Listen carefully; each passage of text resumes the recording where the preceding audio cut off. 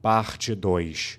Uma carruagem luxuosa viajava como vento nas estradas pavimentadas da capital imperial de Arvintar. A fera mágica que puxava a carruagem tinha 8 patas. Era um Sleipnir. Um par de guerreiros de aparência hábil ocupavam o assento do condutor, enquanto acima da cabine da carruagem, um lugar modificado onde normalmente ficaria o suporte de carga, havia 4 usuários de magia e guerreiros empunhando arcos, que observavam atentamente os arredores. A razão pela qual um destacamento tão excessivo de segurança, quase uma formação defensiva móvel, estava viajando tão audaciosamente pelas estradas ficou imediatamente óbvio quando se via quem estava na carruagem. Qualquer um com um mínimo de conhecimento acadêmico reconheceria imediatamente o emblema dos 3 báculos cruzados no lado da carruagem, e com isso saberiam a quem pertencia e quem estava dentro dela. Era por isso que os cavaleiros de guarda na beira da estrada não pararam a carruagem, nem os passageiros para interrogá-los. Havia 3 homens na carruagem, todos vestidos com longas túnicas e pareciam usuários de magia. Todos os 3 eram indivíduos renomados dentro da sociedade mágica do Império, mas suas atitudes mostravam diferenças distintas em seus status. Entre eles, o mais importante era um velho de cabelos brancos. Assim como Gazef Stronov era um guerreiro famoso, quando se falava em usuários de magia, o nome de ninguém ecoava mais alto pelas nações vizinhas como o deste homem. Era ninguém mais, ninguém menos que o mais poderoso usuário de magia do Império, o Tríade, Fluder Paradaine. Sentados em frente a Fluder estavam seus discípulos acólitos, que podiam usar magia de 4º nível. Depois de deixar a capital imperial, um ar de silêncio encheu o interior da carruagem. Como se incapaz de suportar a pressão esmagadora, um de seus discípulos perguntou nervosamente: Mestre, e as ordens de Sua Majestade Imperial? O silêncio encheu a carruagem mais uma vez, mas apenas por um momento. Fluder respondeu com uma voz calma e inescrutável: Essa é a vontade de Sua Majestade Imperial, e como seu vassalo, eu devo investigar. No entanto, fazê-lo através da magia é perigoso demais. Devemos começar pesquisando os arquivos e depois conjurar demônios para coletarem informações. Então quer dizer que o senhor também não sabe, mestre? Fluder fechou os olhos e os abriu alguns segundos depois. Infelizmente, estou há muito tempo isolado e nunca ouvi falar de um demônio poderoso chamado Jadabalf. Há um mês atrás, um exército de demônios atacou a capital do reino. De acordo com as informações obtidas, tanto Jadabalf quanto seus asseclas demoníacos tinham poderes incompreensíveis. Esse distúrbio demoníaco fez com que o exército imperial, que invadia o reino todos os anos, permanecesse parado. Normalmente era perfeitamente sensato em tempos de guerra atacar um inimigo sitiado. No entanto, o fato era que havia 2 motivos principais para o Império guerrear com o reino anualmente. O primeiro era esgotar indiretamente a força do reino. Em contraste com as forças armadas profissionais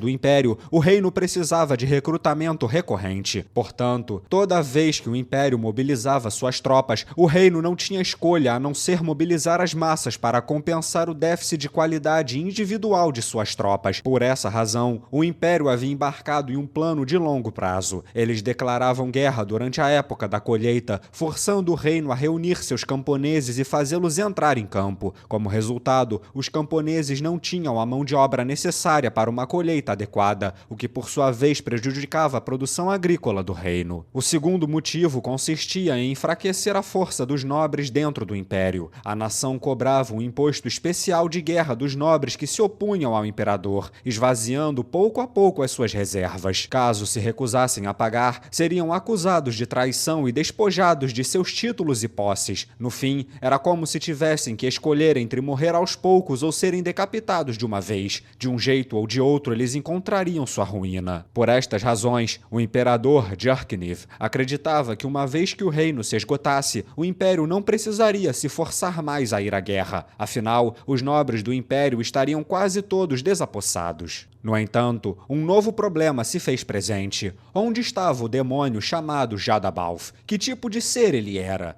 Estas eram questões muito perturbadoras. Foi por isso que ele ordenou a Fluder, o maior usuário de magia do Império, que investigasse Jadabalf. Podia-se dizer que isso já era esperado. Além disso, tem a equipe Escuridão de Momon, aquele que derrotou Jadabalf, e sua companheira, a bela princesa Nabi. Ambos são bastante interessantes. Ainda há um misterioso usuário de magia Aizongon. Por que esses heróis ocultos finalmente decidiram dar as caras? Talvez uma batalha intensa como aquela contra os deuses demônios de 200 anos atrás esteja em seus estágios iniciais agora. O senhor acha que realmente haverá outra? Ainda não sabemos, mas apenas um tolo deixaria as preparações para a última hora. Sábios são aqueles que sempre estão de olho no futuro. Eventualmente, a carruagem chegou ao seu destino. Vastos jardins de grama verdejantes eram cercados por paredes espessas e imponentes, com torres de vigilância para vigiar tanto o interior quanto o exterior. Cavaleiros escolhidos a dedo da primeira legião, a elite das 8 legiões de cavaleiros imperiais, foram misturados com vários usuários de magia em várias equipes de segurança que estavam encarregadas de vigiar esse lugar. No céu, podia-se ver os membros da Guarda do Imperador, a Guarda Imperial Aérea, montados em feras mágicas voadoras, bem como os usuários de magia de alto nível que usavam magia de voo enquanto estavam de vigia. Este lugar era o símbolo do poder do Império, no qual o imperador anterior havia canalizado a maior parte de seus esforços, o Ministério Imperial da Magia. A produção de equipamentos mágicos para os cavaleiros, desenvolvimento de novas magias, pesquisa para elevar o padrão de vida através de meios mágicos e assim por diante. Tudo isso poderia ser considerado a essência da magia no Império, e tudo isso era desenvolvido aqui. E aquele encarregado deste lugar, embora o Ministério da Magia não tivesse comando oficial, era Fluder. A carruagem passou pelos jardins e finalmente parou em uma torre no centro do terreno. Eles tinham passado por muitos prédios de formas estranhas no caminho até aqui, com várias pessoas entrando e saindo de cada edifício, mas neste em particular não havia praticamente ninguém. Mas em contraste, a segurança em torno desta torre era muito mais rígida do que as demais. Para começar, os cavaleiros aqui estavam paramentados de maneira diferente. Não eram os mesmos cavaleiros da primeira legião que estavam em outros lugares. Eles estavam vestidos da cabeça aos pés em armaduras completas e encantadas, portando escudos mágicos e com armas mágicas embanhadas em suas cinturas. Suas carpas carmesins, que foram bordadas com o emblema do Império, também eram itens mágicos, assim como todo o resto. Mesmo os encantamentos não sendo os mais poderosos, cavaleiros comuns não podiam ostentar equipamentos assim, nem mesmo os cavaleiros do Império, até porque cavaleiros comuns nunca seriam designados para uma instituição estatal tão importante. Esses cavaleiros da Suprema Elite eram parte da guarda-costas do Imperador, a Guarda Imperial Terrestre. Os usuários de magia aqui alinhados não eram menos impressionantes do que os próprios cavaleiros. Esses experientes e valiosos usuários de magia emanavam uma aura de veteranos de muitas batalhas. Além disso, havia 4 golems de pedra nesse lugar, cada um com mais de 2,5 metros de altura, vigiando a entrada. Eles não dormiam, não descansavam e sequer precisavam de comida, eternamente concentrados em seu dever como guardiões. A segurança em torno dessa instalação era tão pesada quanto a que defendia o corpo do imperador, e apenas permitiam-se usuários de magia da elite, cujos níveis estavam no topo do 3º nível, ou pouquíssimas exceções direcionadas para a orientação pessoal. Naturalmente, Fluder e seus 2 discípulos tinham permissão para entrar nessa torre. Os 3 levantaram as mãos para o reconhecimento dos cavaleiros e dos usuários de magia que lhes apontavam armas, e assim entraram no edifício. Depois de caminhar por uma passagem reta, os 3 chegaram no nível superior de uma sala em forma de cúpula. Muitos usuários de magia trabalhavam aqui. O mais bem classificado dentre eles correu às pressas na direção de Fluder. Houve algum progresso? Nenhum progresso, mestre. Os discípulos engoliram em seco, e o pomo de Adão subiu e desceu lentamente em suas gargantas. A resposta normal tinha 2 significados, bons e ruins. Fluder simplesmente balançou a cabeça, com uma expressão complexa em seu rosto. Então se virou para os 30 discípulos que ele tinha pessoalmente instruído. Esses eram discípulos particularmente famosos, conhecidos como os 30 escolhidos. Ele então encarou um deles, que era o supervisor assistente desse prédio. Que pena. Sem progressos ao tentar induzir a gênese natural? Exatamente. Nem mesmo um esqueleto, o mais inferior de todos os mortos-vivos, apareceu até agora. Atualmente estamos colocando cadáveres lado a lado, na esperança de induzir a criação de zumbis. Flooder acariciou sua longa barba e depois olhou para a cena abaixo dele. A uma certa distância havia 10 esqueletos lavrando um campo. Cada esqueleto levantava a enxada e depois descia, em perfeita sincronia. Eles estavam alinhados lado a lado. Se alguém os olhasse do ângulo certo, suas formas sobrepostas dariam a ilusão de ser apenas um único esqueleto. Esse espetáculo altamente coordenado, que lembrava vagamente uma forma de exercício grupal, era a verdadeira identidade do projeto de grande escala que o Império vinha conduzindo. Em outras palavras, era mão de obra não viva. Os mortos-vivos não precisavam comer, beber ou dormir e nunca se cansavam. Em outras palavras, eram os trabalhadores perfeitos. Claro, mortos-vivos de baixo nível não eram inteligentes. Eles só podiam ouvir ordens e não podiam executar tarefas muito complexas. No entanto, esse problema poderia ser resolvido se alguém estivesse presente para supervisionar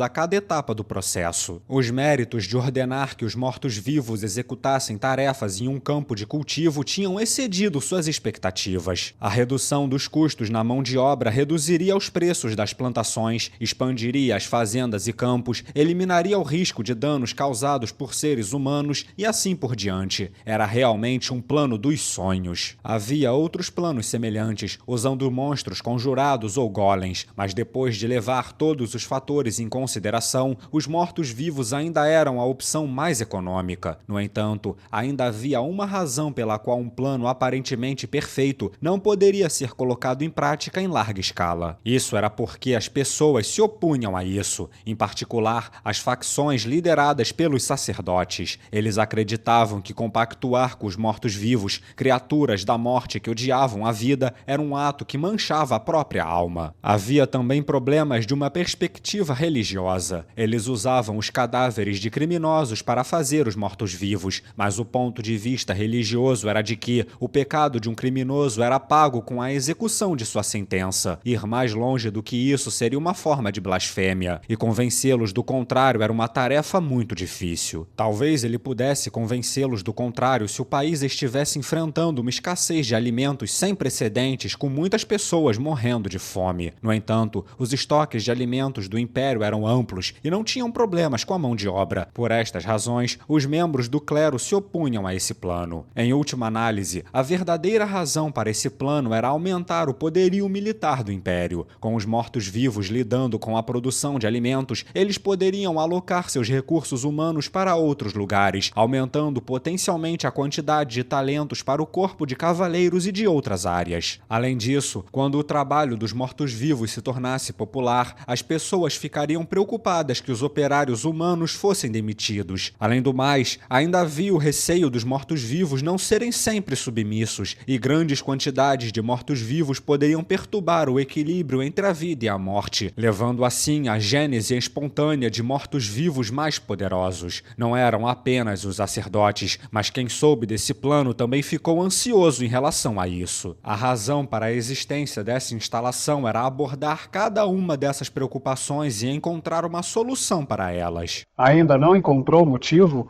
Não, mestre. Sinto muito por isso, mestre. Por que os mortos-vivos surgiam espontaneamente? Explorar uma dessas grandes dúvidas da humanidade teria uma influência decisiva no futuro. Havia um lugar que estava perpetualmente envolto em um nevoeiro leve que só se erguia quando o reino e o império batalhavam. Aquele lugar era uma terra amaldiçoada, conhecida como as planícies Katsi. Mortos-vivos apareciam lá em uma velocidade assustadoramente alta. Até mesmo dragões esqueleto apareciam lá, um dos seres mortos-vivos mais poderosos, que eram imunes à magia comum. Mesmo que o Império quisesse conquistar a região em torno de Erantel no futuro, eles não queriam ter terras de desova nos seus domínios. Sendo assim, descobrir o processo que levava os mortos-vivos a surgirem espontaneamente era um ponto-chave nisso. Talvez até pudessem encontrar uma maneira de evitar que os mortos-vivos voltassem a aparecer.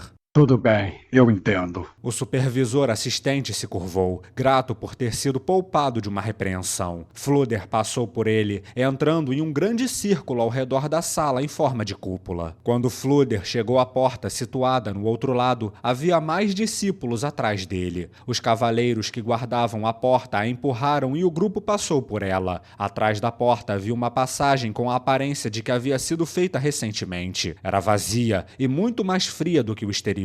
O cheiro de pó pairava no ar e a luz ambiente não era forte o bastante para iluminar seu interior. Eles caminharam ao longo do corredor preenchido com a atmosfera de medo. Após poucos minutos, chegaram a uma escada em espiral que se desdobrava para baixo. Eles passaram por muitas portas no processo. Eles não tinham tempo a perder enquanto desciam a escada espiralada. Provavelmente já estavam 5 andares debaixo do solo. Mesmo descendo tão pouco, o ar estava pesado, como se estivessem nas profundezas da terra. Não foi porque o local em si tinha alguma qualidade especial. A melhor prova disso era que todos, incluindo Flúder, tinham uma expressão séria em seus rostos. Quando chegaram ao fundo, em uma sala vazia, todos tinham expressões sombrias em seus rostos. Estavam visivelmente tensos, talvez até prontos para lutar. Todos olhavam fixamente para uma única porta pesada diante deles. Aquela porta emanava uma sensação opressora de mau agouro, parecia separar este mundo do além. Para evitar sua destruição ou que fosse aberta facilmente, a porta foi reforçada com várias camadas de proteções físicas e mágicas. Era uma porta feita para selar qualquer interação de ambos os lados. Além disso, as muitas portas resistentes que eles atravessaram até chegar aqui já sinalizavam quão perigoso era esse lugar. Se a ameaça por trás dessa porta saísse do controle,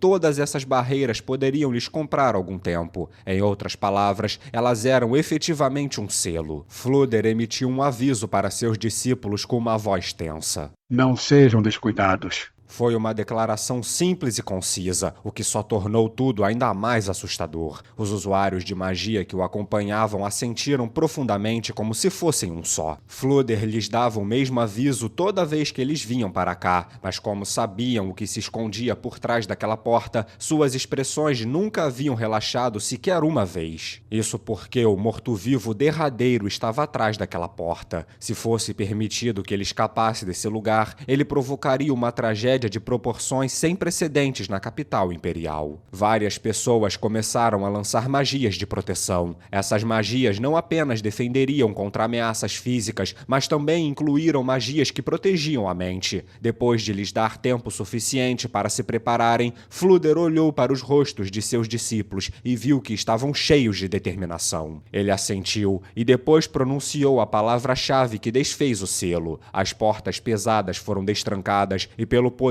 da magia, se abriram lentamente. O ar frio que saiu da sala escura fez com que vários de seus discípulos estremecessem, como se estivessem nus em uma noite de inverno. Mesmo com os itens mágicos que lhes permitiam se adaptar ao ambiente, o ódio pelos vivos que emanava das profundezas da sala era o suficiente para arrepiar até as suas almas. O som de alguém engolindo em seco pareceu particularmente ressonante aqui. Vamos. Depois de ouvir as palavras de Flúder, seus discípulos criaram várias luzes mágicas para dispersar a escuridão. No entanto, por alguma razão, parecia que a escuridão aqui era mais densa e intensa, quase como se quisesse engolir qualquer luz. Liderados por Flúder, o grupo entrou na sala permeada pelo agouro da morte. Não era muito grande, então logo as luminárias mágicas iluminaram os recantos mais profundos do ambiente. Ali dentro estava um gigantesco pilar cravado no chão e no teto. Esse pilar, semelhante a uma lápide, certamente chamava a atenção,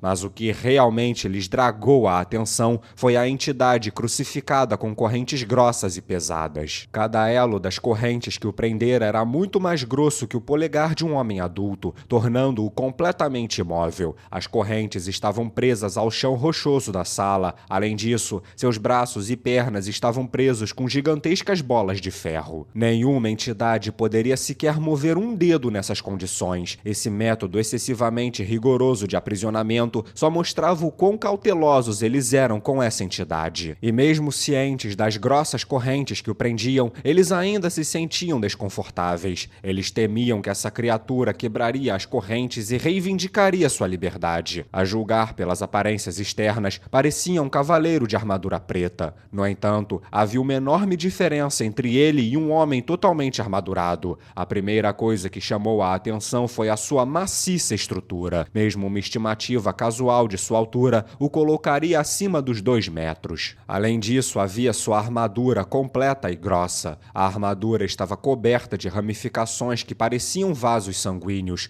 toda cravejada de espigões de aparência profana. Um par de chifres de aparência demoníaca brotavam de seu elmo, expondo seu rosto humano putrefato. 2 pontos vermelhos de luz brilhavam nas órbitas vazias, cristalizando seu ódio pelos vivos e seu anseio pelo massacre. Não era um ser vivo, mas um dos mortos. Caso contrário, não poderia irradiar um ódio tão intenso pelos vivos. Cavaleiro da Morte,